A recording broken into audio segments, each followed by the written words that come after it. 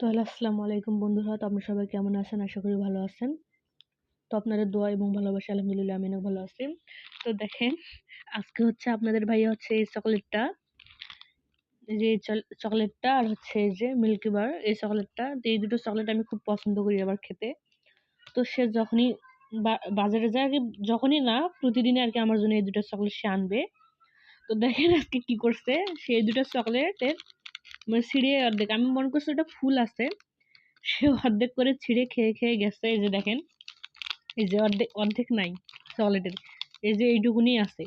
এই যে খেয়েটা দেখেন, এইটুকু আমার জন্য রেখে গেছে।